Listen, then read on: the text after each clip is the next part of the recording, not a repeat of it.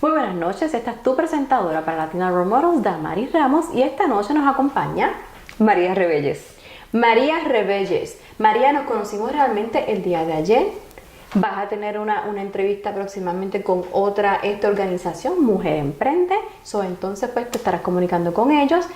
Esta noche es acerca de tu historia, según la estás contando, nos vamos a estar conociendo al mismo tiempo. ¿Quién es María Rebelles?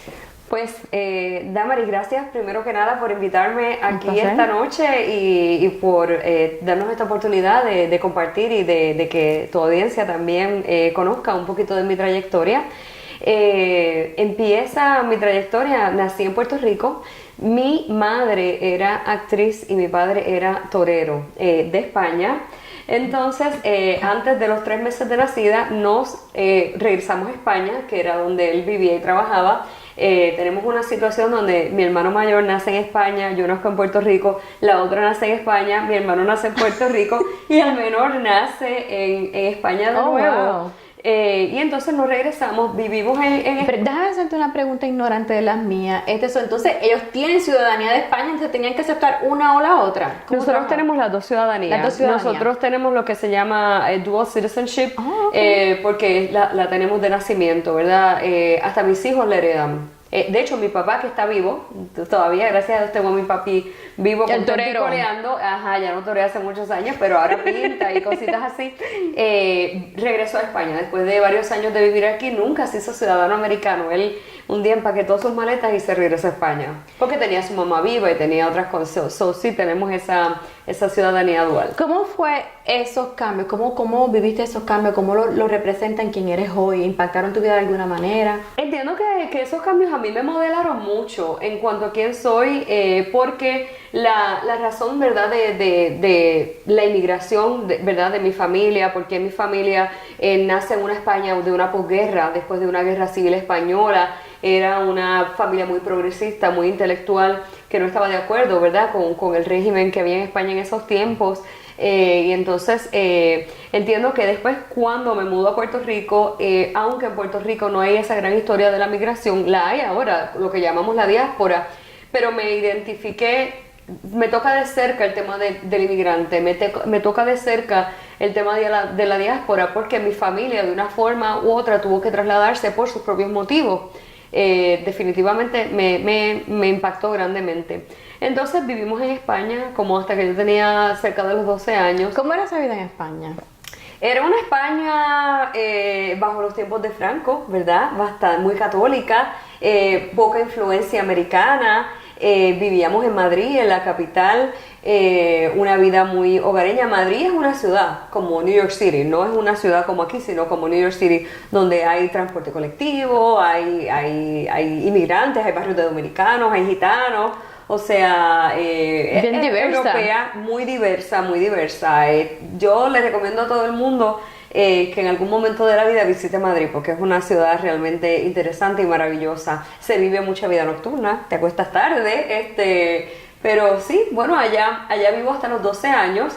Y mi mamá decide regresarse a Puerto Rico, también teníamos mis abuelos vivos y nos vamos a vivir a Puerto Rico. ¿Cómo comparó entonces esa transición? Para mí fue buena, fue interesante. Creo que en una parte siempre me sentí ciudadana del mundo.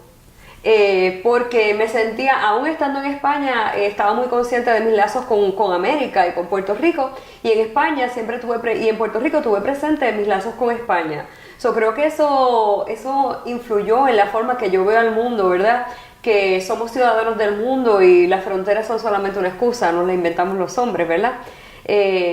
Vamos a vivir a Puerto Rico, mi mamá se integra, trabaja en la televisión, en la radio. Mi mamá tuvo un programa de radio que se llamaba Buenos Días en el canal WIPR Radio. Eso empezaba como a las 6 de la mañana y terminaba como al mediodía.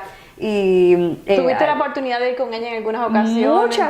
Muchas veces. Nosotros éramos los típicos niños de actores. Hace falta un niño para un comercial, dale, párate ahí. Para una obra de teatro, dale, burrito número 5, tú sabes, nosotros. Pero una vida muy donde apreciamos el arte y la media, ¿verdad? Ese tipo de comunicación y el periodismo. ¿Qué se haría del mundo si no hubieran unos periodistas que contaran nuestra crónica? ¿Verdad? y entonces, como en el caso tuyo, ¿verdad? Tú tienes este programa que habla de latinos líderes. ¿Cuántas niñas prenden el televisor a las 10 de la noche y ven mujeres que se parecen a ellas, que están haciendo cosas que ellas quieren hacer en un futuro? Así es que yo admiré la posición de mi madre. O que le dan una idea, que le estás dando una idea de qué cosas se pueden hacer. Claro, les abre los ojos. Entonces nos criamos, ¿verdad? En ese ambiente en Puerto Rico. Yo voy cuando pequeña al Colegio de la Inmaculada en Santurce y después me voy a la Universidad de Puerto Rico. En la Universidad de Puerto Rico, en Río Piedra, hago un dual degree, ¿verdad? Mi grado originalmente era pintura y escultura, pero hago un minor en lo que se llama relaciones laborales, ¿verdad? Donde estudio relaciones laborales, política. No me acuerdo dónde están relaciones laborales. Ahí mismito. Allá abajo. Allá abajo. Era los que Yo estudiaron. estaba en sociales. Tú estabas en sociales. Pero cogí algunas clases de relaciones Claro, laborales. porque era la misma facultad. Y entonces, pues allá en relaciones laborales fue interesante porque Pero qué combinación esa. Interesante, ¿verdad? Para que tú veas que uno siempre lleva ¿verdad? Su gusanito. A lo último, cuando yo me estaba graduando, cogí clases de cerámica y macramé. Ah, pues viste, tú también, a ti también te tocó Me encantó. Estaba fuera de la universidad ya y de ahí para abajo seguía caminando al apartamento. Claro. Fueron buenos años. Sí, no, yo siempre digo que yo doy un taller que siempre uso el arte como el arte como martillo para la resistencia, y siempre digo que el cambio cultural se adelanta al cambio político. La gente, y a través de la historia, ¿verdad?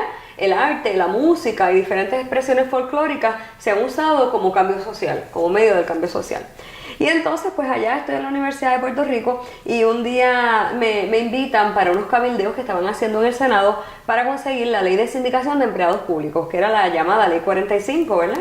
Y entonces me invitan y empiezo a ir a estos cabildeos y empiezo a entender que realmente los ciudadanos comunes tenemos la oportunidad de tocar la puerta a estos electos que en realidad son nuestros empleados temporeros, porque nosotros los escogimos con el voto, y eso transforma mi vida.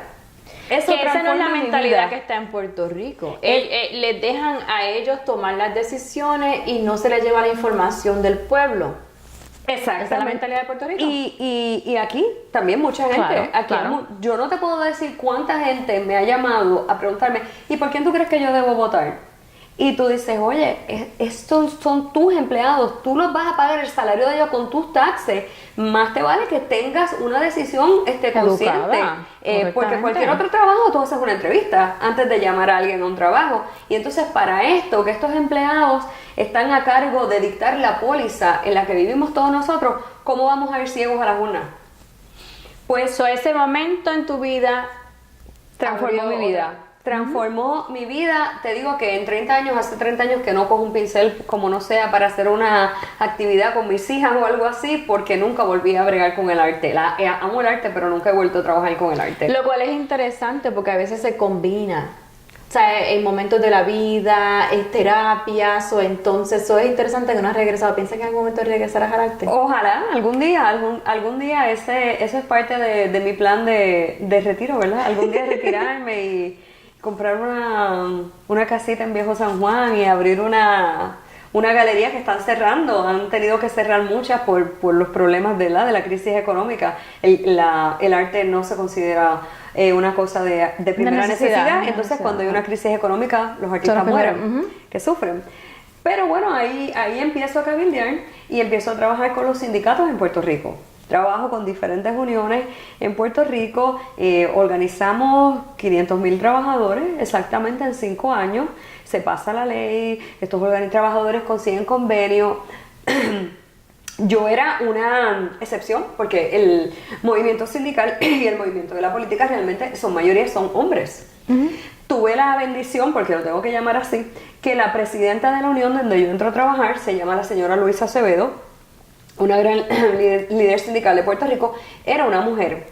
Y Luisa tiene 4 hijos. Ya había abierto esa puerta. Ella había abierto esa oportunidad y eso me impactó a mí de una manera grande, que yo decía, bueno, si Luisa hace 20 años antes que yo pudo ser presidenta de la Unión y tiene su poder cuando ella va a hablar con los líderes electos y con los políticos, yo también. O sea, como alguien lo hace antes que tú, te parece muy, muy fácil hacer. Cuando en el año 2000, y te digo el día 4 de julio del año 2000, me mudo para la Florida por primera vez. Me ofrecen este trabajo para dirigir una unión, que era la Unión de los Empleados de Disney, donde íbamos a abrir un proyecto organizativo donde íbamos a añadir nuevos trabajadores de diferentes parques. Y bueno, pues venimos, empezamos a trabajar con nuestra comunidad. Encuentro mucha comunidad puertorriqueña, mucha comunidad venezolana, mucha comunidad argentina en ese momento, y me encanta la dinámica de la Florida y del sur, ¿verdad? De nuevo, me encuentro de nuevo ese mundo amplio que es la migración, donde, ¿verdad?, nos hermana una que cultura. ya tenía la experiencia de estar Tenía en España. mi vivencia, pero no había sido expuesta a este mundo gigante, ¿verdad? Yo siempre le digo a la gente, 4 de julio del año 2000 es el día donde yo me convierto en latina. Porque para mí yo era una puertorriqueña, una española, pero el concepto latino no lo había hecho mío. I hadn't owned it yet. Y entonces se caen las Torres Gemelas, ese día tan triste para todos, el September 11, ese día tan nefasto para muchos aquí en la Florida, los que estábamos. Caen las torres y inmediatamente hay esta crisis, hay una crisis del mercado, hay una crisis de housing, se desploma el valor de las propiedades. No quiero interrumpirte, pero quiero que hables de lo que estás haciendo ahora. Bueno, pues fíjate que lo que estoy haciendo ahora, gracias a Dios, después de un journey de años donde viví en Nueva York y en otros sitios, regreso de nuevo a la Florida. Llegué en la Florida el 1 de este año, el día 1 de enero. ¿Dónde te habías ido? Me había ido para Nueva York. Okay. Y en Nueva York fui una comisionada de vivienda y dirigí el board, fui la presidenta de la Hispanic Action League y estuve en el board de Hispanic Legislators del estado de Nueva York. Hice muchísimas cosas interesantes que nunca pensé que me iban a pasar, fíjate. Y llegas aquí a la Florida y estás trabajando. Llego a la Florida y trabajo como directora de organización de esta organización que se llama Faith in Florida. Y Faith in Florida es una organización de educación y justicia social para las comunidades de fe. Cuando te digo comunidades de fe, nosotros tenemos sinagogas, pastores evangélicos, y ahora mismo tenemos un proyecto grande donde estamos solicitando a que la comunidad, al igual que me pasó a mí, se envuelva en el derecho al voto, que todas las comunidades salgan a votar, que tomemos la mano comunidades cívicas acerca de este sistema importante y dejemos, o sea, que realmente los líderes de la Florida sean representativos de lo que el pueblo de la Florida quiere. Muchas veces, y otra vez, el desconocimiento, dice, pues, no voy a hacer la diferencia, pero ¿cuál es la importancia del voto? Tu voto es tu voz. Hay que pensar, por ejemplo, para nosotras mujeres, a nosotras nadie nos dio el voto. Mujeres tuvieron que morir, ser golpeadas, ser castigadas, hicieron cárcel para ese derecho. O sea, tú no puedes tirar a la basura algo que alguien luchó para tenerte. Tu voto es tu expresión y tu voto es lo que puede hacer el cambio. Aquí en la Florida las elecciones son bien apretadas. Se dividen votos, se ganan elecciones por 500,000 votos, por ciento y pico de mil votos. Todos tenemos que salir a la calle. Hemos llegado al final de nuestra entrevista, pero ha sido un placer tenerte con nosotros y lamento que no hayamos podido explorar mucho más de las cosas que has hecho, pero gracias por lo que has hecho por nuestra comunidad y por crear conciencia. Y gracias tú, Damaris, por este espacio tan bonito y tan especial para muchas mujeres como yo y toda la audiencia que nos está escuchando, que puede inspirarse y ser la próxima. Un placer. Esta ha sido Damaris Ramos para Latina Role Models. Muchas gracias y buenas noches.